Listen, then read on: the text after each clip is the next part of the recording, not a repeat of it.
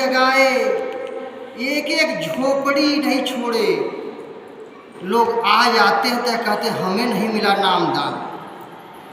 आज पूज्य महाराज जी बड़े बड़े काफिला लेकर के जगह जगह जीवों को नामदान दे रहे हैं, फिर भी क्या देखो आप भजन कहने सुनने में यही लोग कहते कि अभी समय नहीं है, बुढ़ापा में भजन करूँगा, बुढ़ापा में कर लूँगा ना। अरे प्रेमी भाई बहनों, जरा सोचो कि बुढ़ापा नहीं आए तो क्या करोगे? बुढ़ापा नहीं आए तो क्या करो? पहले ही टपक जाओगे तो क्या करोगे? ये रोटी कपड़ा मकान के लिए दिन रात दौड़ते हैं हम लोग, रोटी क्या पेट भरने के लिए। थोड़ा जरा दिमाग से सोचिए आप लोग। महात्मा हर नफरत की खाई को काटते हैं और हमारे लोक परलोक की कामना करते हैं। वो कहते हैं कि मैं आया वही देश से जहाँ तुम्हारो धाम, तुमको निज घर पहुँचाओ एक हमारो काम। स्वामी जी महाराज के पास, यानी परम संत बाबा जय गुरुदेव जी के महाराज के पास लोग आए कि गुरु महाराज हमारे दुख खत्म कर दो, रोटी रोजी दे दो, फैक्ट्री दे दो। स्वामी जी ने कहा ठीक है ले लो, लेकिन भजन करो। सब सुख दिया। आश्रम में देखो, आश्रम में रोटी की सेवा, रहने के लिए व्यवस्था, सब कुछ, लेकिन भजन सब कुछ। प्रेमी भाई बहनों, रोटी केवल पेट के पालने के लिए होता है। रोटी कपड़ा मकान, कपड़े शरीर को ढकने के लिए, मकान इस शरीर के लिए सुरक्षा के लिए होता है, सर्दी गर्मी बरसात से बचने के लिए। क्या इसी के लिए हम लोग जीवन गंवा देंगे? जरा सोचो, जो लड़का एक वर्ष अच्छे ढंग से पढ़ता है तो परीक्षा में अच्छे नंबर से पास होता है और समय से नौकरी पाता है, डीएम एसडीएम कलेक्टर बनता है, prime minister chief minister his minister बन जाता है, और वही लड़के और जो नहीं पढ़ते हैं नौकर बन जाते हैं, रोटी के लिए तरसते हैं। प्रेमी भाई बहनों, ये एक एक दिन का समय के फालतू में गुजरा जा रहा है। कहते हैं रोटी कपड़ा, अरे रोटी कपड़ा मकान के लिए काम करो, मालिक ने सब दे दिया तो भजन में लग जाओ।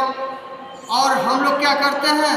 जगह जगह निंदा आलोचना में। अरे जो प्रारब्ध में रहेगा वो मिलेगा। प्रारब्ध में स्वामी जी महाराज कहे प्रारब्ध में विश्वास करो, दादा गुरु कहे भजन करो, स्वामी जी कहे भजन करो, तुम्हारे जो प्रारब्ध में रहेगा भजन मिलेगा। स्वामी जी कहे कि ठीक है मैं परीक्षा लेता हूँ। कृष्ण आश्रम से चलकर मथुरा, जो ये अपना आश्रम के बगल में रेलवे स्टेशन पहले जंगल था, एक झाड़ी किनारे बैठ गए। कहीं आज देखूँगा स्वामी जी कहते हैं प्रारब्ध में क्या है तो मिलता है। तो एक इलाहाबाद जा रहा था, एक तारीख था एक आदमी का और मुकदमा लड़ रहा था। तब वो जब ट्रेन में बैठा, आंख बंद किया तो उसको देख रहा है कि बाबा जी हैं और उनको इस ऐसे ऐसे जगह से जाओगे झाड़ी किनारे, उनको लड्डू दे दो और तो तुम मुकदमा जीत जाओगे। आँख फिर बंद करा, देखते देखते वो सपना देखने लगा। दादा गुरु दिखा रहे थे। तब वो उतरा बौड़िया के रेलवे स्टेशन पर और लड्डू खरीदा और स्वामी जी महाराज के पास ले गया। अरे कहे प्रभु ये आपके लड्डू हैं। कहे हमारे लिए क्यों? कहे मैं यही देख रहा हूँ कि आप कह रहे हैं कि मेरे लड्डू लाओ तो तुम मुकदमा जीत जाओगे। तो लड्डू वहाँ रख कर वो चला गया, मुकदमा भी जीत गया। जब शाम को स्वामी जी महाराज कहे तुमको मिला, तुमको कोई लड्डू पहुँचाया? तो स्वामी जी दादा गुरु के चरणों में गिर गए। तो स्वामी जी दादा गुरु कहे कि बच्चा, स्वामी जी को कि तुम भजन करो, तुम्हारे प्रारब्ध में जो रहेगा मिलेगा। अरे जो स्वामी जी कहे कि भिखारियों से क्या भीख मांगना है तो दाता से मांगो, ये बैठे हैं।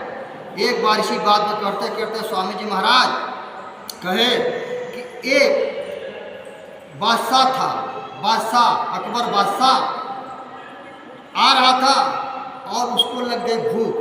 जब जंगल में देखा तो एक गडेरी थे जिसको पाल कहते हैं, वो अपनी भेड़ चरा रहे थे। तो भूखे प्यासे मारे व्याकुल हुए, गए बीरबल हमें भूख लगी, किसी तरह भोजन की व्यवस्था करो। तो वो जो पाल जी थे अपना भेड़िहारा तो अपना मोटी लिट्टी लगा करके नमक लिट्टी पीट कर रखे थे और लोटा रखे थे। तो बोले गए कह करे हमारे अकबर जी बादशाह साहब भूखे हैं, कुछ खाना है? तो बोले कि हमारे पास तो रोटी है, आ जाओ। क्योंकि जो गरीब होते हैं वो बहुत दयालु होते हैं, वो अपना भोजन खिला देते हैं, प्रेम करते हैं। तो उसके बाद बैठाए, नमक रोटी दिए, नमक रोटी खाए, पानी पिए। तो जब उनको भूख में अच्छा लगा नमक रोटी, तो कहा बिरबल ऐसा भोजन मेरे बादशाहियत में हमको कभी मिला ही नहीं, ये कौन सा भोजन इनके पास है? कहे प्रभु ये इन्हीं लोग के पास रहता है। कहे आज तुम जो मांगो मैं दे दूंगा, मांगो आज अच्छा भोजन खिलाओ। तो कहा कि ऐसा है सरकार, वो कहा जाने कि इतनी बहुत बादशाह है कि ऐसा है सरकार कि वक्त पड़ेगा तो मांग लेंगे, मेरे घर वाली घर पे है, पूछ लूँगा तो मांगूंगा। तो कहा कि ठीक है पूछ के आना, लेकिन मैं दिल्ली में रहता हूँ और मेरा नाम अकबरा, अकबर था लेकिन अकबरा बताए कि कोट भाषा में कि अकबरा कहेगा तो मैं जान जाऊँगा। कहे अकबरा नाम से मैं आओगे तो मैं मिल जाऊँगा। कहे ठीक। जब वो शाम को गया और बादशाह चले गए, जब शाम को भेड़ लेकर घर पे आया तो अपने देवी जी से कहने लगे, कहें अरे ये लड़की की शादी था, आपको मांग लेना चाहिए दौलत, लेकिन आप ना कहें कि तो मैं कह के आया हूँ, जब जाऊँगा मैं अकबरा मेरा मित्र दे देंगे। क्या ठीक है जाओ सुबह। जब सुबह हो गए बाटी वाटी लगाया, तो दिल्ली कितने दूर पैदल वहाँ गए। जब कुछ दिनों के बाद पहुँचे वहाँ तो दरबारियों से पूछा अरे अकबरा का कहीं मकान है इधर? तो कहें दरबारी लोग कहें कि पागल तो नहीं है, अकबर बादशाह को अकबरा कह रहा है। तो बोले कि नहीं नहीं अकबरा मेरा मित्र है, उसे जा कहो। जिस तरह सुदामा जी विप्र सुदामा बसत है सदा अपने धाम, अब भिक्षा करी भोजन कर ही जप हरि नाम। भिक्षा कर करके मालिक के याद हर हृदय में याद करते थे, लेकिन जब गए तो लोग उनको कृष्ण का दोस्त नहीं कहते थे, उनको हटा देते थे। लेकिन लास्ट में कहे हो सकता है इनका मित्र हो।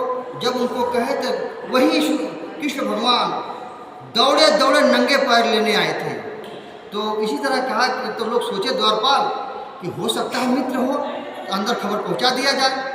जब अंदर गए बादशाह से कहे कि प्रभु एक आया है भिखारी जैसा, वो कह रहा अकबरा मेरा मित्र है। तब तक इतना अकबरा कहा था तो अकबर बादशाह जान गए कि वो तो वही है। वो दौड़े हुए आए, कहे कि अरे मित्र आ गए। सब अवाक हो गए कि इतना बड़ा मित्र था, फटे चिथड़े हाल में। ले गए अंदर बैठाए, भोजन कराए। तो एक दो तीन 4 दिन रुके हो। उसके बाद चलने लगे, कहे अकबर हम चल रहे हैं, मेरे लड़की की शादी है, कुछ देना हो तो दे दो। कहे हाँ 5 बज रहा तेरी नमाज पढ़ लूँ तो मैं तुम्हें देता हूँ, बैठो। तो वो नमाज पढ़ने लगा तो नीचे ऊपर करके पढ़ने लगा। जब पढ़ने लगा तो हटा के पर्दा देखने लगा। कहे ये क्या कर रहा है? जब नमाज पढ़ के निकले कहे अकबर आए क्या कर रहा था तुम? तो वो अकबर सोचा कि अभी सच्चाई बताऊंगा तो जानेगा नहीं। अरे कहा कि ये मैं तुम्हारे लिए मांग रहा था खुदा से देने के लिए। खुदा से? क्या तुम भिखारी भी हो? कहा नहीं मैं जो मांगता तभी तो दान करता हूँ। तो कहा गणेरी पाल जी बोले अरे मैं तो झूठा मित्र बनाया, हम क्या जाने कि तू भिखारी है। अरे जब तू भीखा मांग कर देना है तो कहीं मैं मांग लूँगा, जैसे तुम मांग रहा है हम भी खुदा से मांग लूँगा। कहे नहीं, अरे नहीं कहे खुदा से असली मांगते, खुदा देता तो हम भी मांग लें, चलो। वो भी कह करके चल दिया। क्योंकि जो सच्चे दिल से पुकारता है ना, गुरु महाराज कहे कि संत महात्मा के भाव का भूखा होते हैं, धन दौलत का नहीं, भाव का। तब वो रास्ते में गया तो अपने दिल से प्रभु हमको दौलत चाहिए, मेरे लड़की की शादी है, अपने अंदर से पुकारा। वहाँ भगवान प्रकट हुए, खुदा प्रकट हुए, उसको दौलत दिए, महल सब बना दिए, सब दौलत दिए, खुश हो गए। क्योंकि वो उसके अंदर खोट नहीं था, किसी के मतलब एकदम सच्चा विश्वास था मालिक का, सच्चा दिल से पुकारा।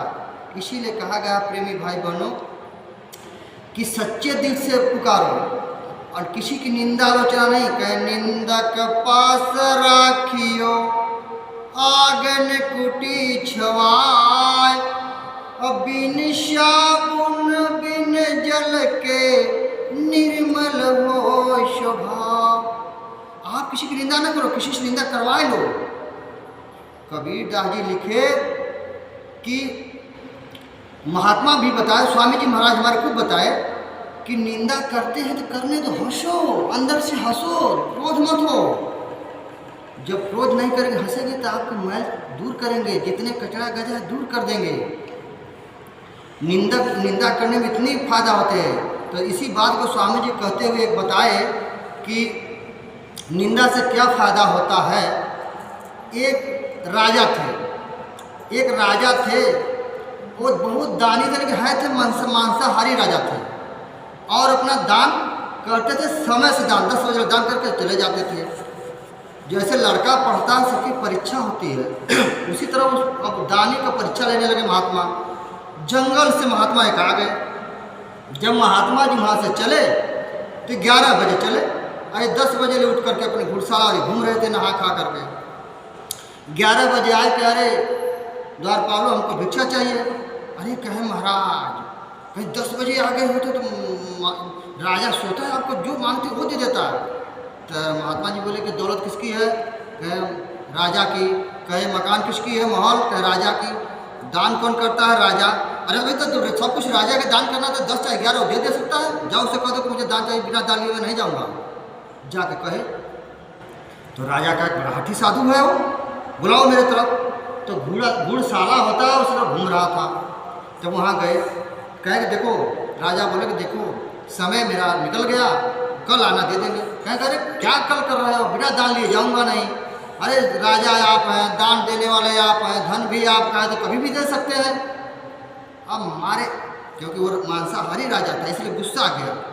कामी क्रोधी लालची इनसे भक्ति न होय, भक्ति करे कोई सूरमा, जात वरण सब खोय। भक्ति में सब मिटा दे, कचुम्बर निकल जाती है। अरे प्रेमी भाई बहनों, ध्रुव को देखो, प्रहलाद को देखो, सगा उसका बाप दुश्मन बन गया। और प्रहलाद को देखो कहाँ कहाँ से फेंका गया। और ध्रुव को देखो, सीधे उसकी बुआ ने सीधा स्वतः, उसके पिता को तो छोड़ो, उसकी बुआ क्या बिगाड़ा था? स्वतः लग गए जलाने के लिए, स्वतः जल गए। सब दुश्मन बन जाते हैं, काल का चक्कर होता है। सच्चे रहते, क्योंकि अच्छी बात दिन भर चौमुहानी पे चिल्लाओगे, कोई सुनने वाला नहीं। मुंह से गलत निकल जाए तो करंट जैसा फैलता है। किसी गाली दे दो, अरे फलाना गाली दे रहा था, पूरी गांव में एकदम तुरंत करंट जैसा फैल जाता है। क्योंकि बुरे काम को आकर्षित जल्दी लोग करते हैं। सब घर घर जाकर दूध पहुंचाओ, कोई नहीं लेगा। शराब लेने के लिए 1 बजे रात के, तो जितना काटा कुछ में जाना हो भरतना तो जाएगा, पी कर चला आएगा। क्योंकि मनुष्य इतनी नीचे गिर गया है, चरित्रहीन हो गया है, गंदे कर्म करते करते कि बुरा की तरफ जल्दी खिंचाव करता है।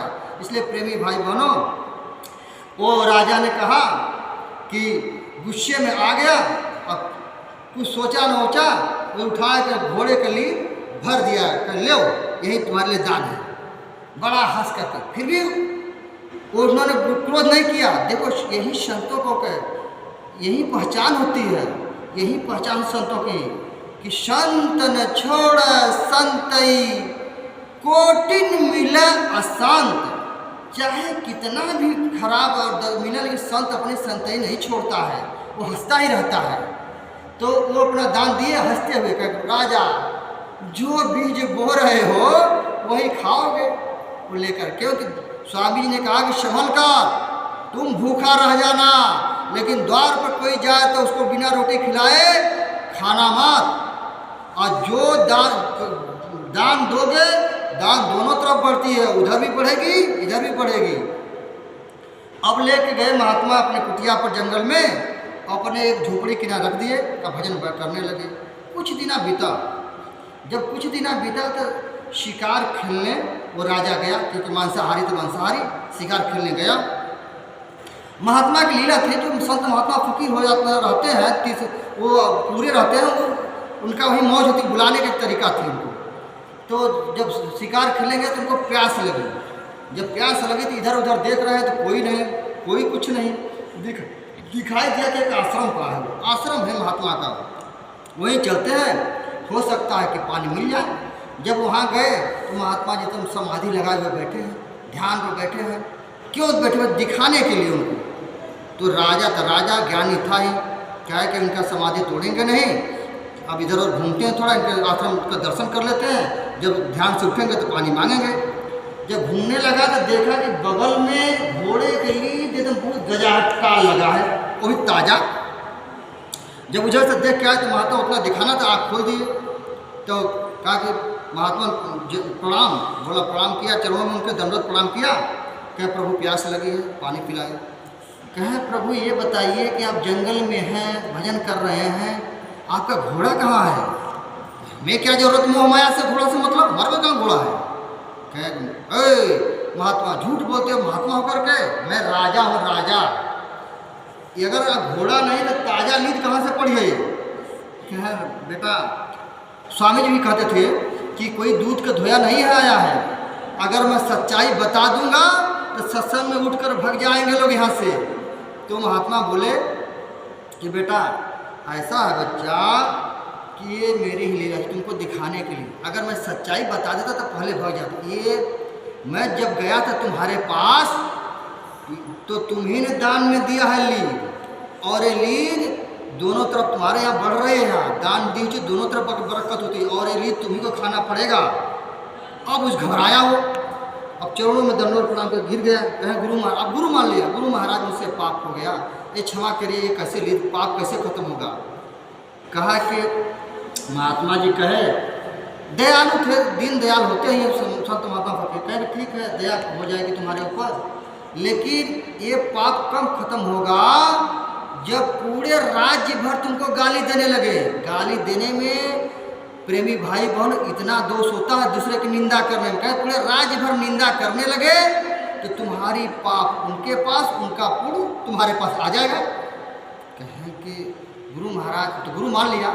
कहा गुरु महाराज मैं दान करता हूँ, मुझे तो कोई गाली कैसे देगा? तो कहा तब तुम्हें लीद खाना पड़ेगा। कहा गुरु महाराज कोई उपाय बताइए। कहे हाँ मैं उपाय बताता हूँ, इधर से जब जाना तो किसी जवान लड़की को पकड़ लेना, ऐसे पकड़ना कि दुनिया देखा तो गलत निगाह से ले जा रहा, लेकिन घर में ले जाए तो अपनी बिटिया की तरह मानना, अपनी पुत्री के समान मानना, समय से उसको राजमहल दे देना और शादी विवाह कर देना अपने घर में। कहा ठीक प्रभु। इधर से घोड़े से गया और घिररी लगा के सब, पहले कुआं होता था, घिररी लगा के सब लड़कियां पानी भर रही थी, ऐसे झपटा मार के पकड़ा, घोड़े बैठाया और लेके चला गया राजा। तो राजा लोग कहे कि राजा फलाने की लड़की पकड़ ले गया, गलत निगाह से पकड़ ले गया। और घर में ले गया तो अपनी रानी से बोले देखो ये मेरी लड़की है, ऐसी ऐसी बात है और समय में पाप होने के लिए ऐसा कर रहा हूँ, कोई बाहर ना सुना, इसको पूरा सेवा होगा और उस पर समय से इसकी राजमहल दे दिया जाएगा पूरा। ठीक।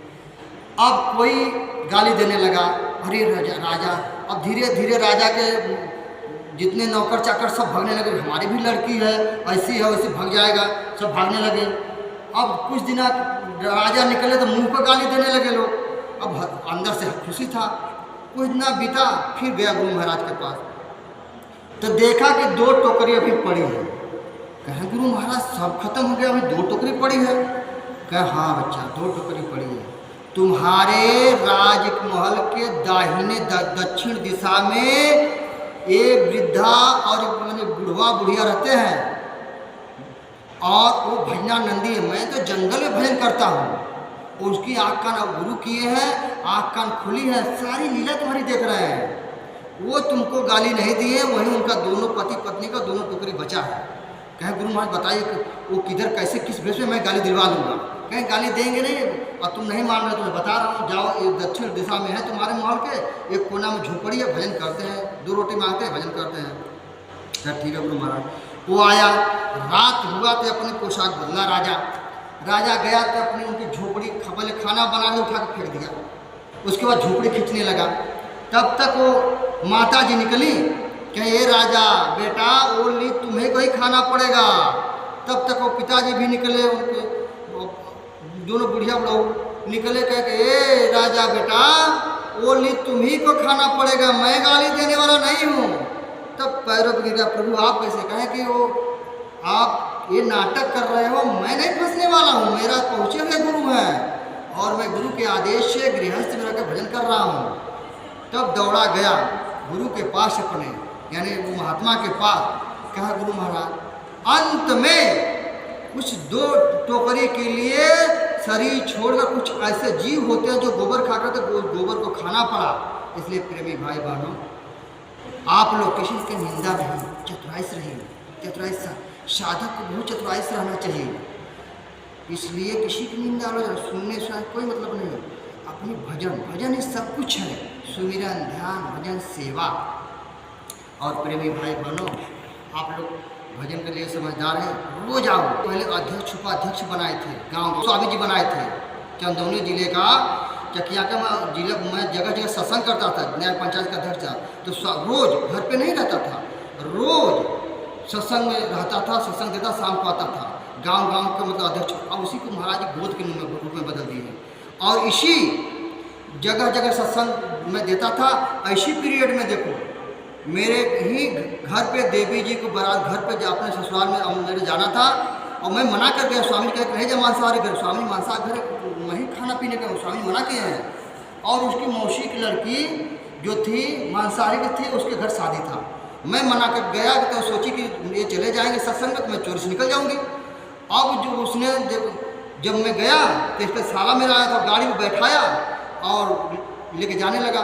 जब इस सोलह स्वामी जी वहाँ प्रकट हुए तो स्वामी जी कहे कि देखो जाना मत, तुम्हारा पति मना कर गया, मैं भी मना करता हूँ। सपने में सो गई। तो जब मैं चला गया सत्संग देने तो भग गई। प्रेमी भाई बहनों, 4 बच्चा थे और हाईवे पर गया तो उल्टी ये साड़ी जो थी उसके गाड़ी के चक्के में यहाँ से लेकर के यहाँ बोखला 10-5 सेकंड का काम था। बच्चे भाई लोग छिटा गए, से फेंका गए 4 बच्चे और उनका जीभ निकल गया। अब एकदम चक्का के सट गई, चमड़ा यहाँ निकल गया इतना। वहीं स्वामी जी प्रकट हुए कमंडल लेके, ऐसे इतनी बड़ी चाकू लेके खट डाले, काट दिए, कमंडल के पानी मुंह में डाले। क्या तुम्हारा पति मना किया था, मैं भी मना किया, तुमको याद नहीं है? उसके बाद कहा कोई समापन ने पूछ लेना, ये मेरे आंखों की बात है। तो प्रेमी भाइयों, गुरु विश्वास करो। शब्द रूप में कहने का हमारे मतलब कि जब आज कहते शरीर स्वामी छोड़ दिए, शब्द रूप में जब वहाँ जाके संभाल कर सकते हैं तो क्या महात्मा का शरीर छोड़ते हैं? अरे हम लोग अंधे बहरे हैं। लोग कहते हैं इधर उधर भटकने कोई जरूरत नहीं है। मथुरा कर्म भूमि हमारा है और खतौरा जन्म भूमि है स्वामी जी का। यहाँ छोड़कर हम लोग को नहीं जाना। प्रेमी भाई बहनों, जब उस समय शब्द रूप में काम हमारे सामने हम लोग के सामने करते थे, जिस सत्संग प्रेमी भाई बहन जहाँ भी पुकारते वहाँ प्रकट मिलते थे, तो आज नहीं मिलेंगे। संत महात्मा शरीर से मतलब नहीं होता है, वो शब्द रूप में काम करते हैं। मथुरा और खतौरा आते जाते रहना। और पूज्य महाराज जी कहे हैं कि अब गोद लेकर के हर गांव में शाकाहारी का प्रचार करते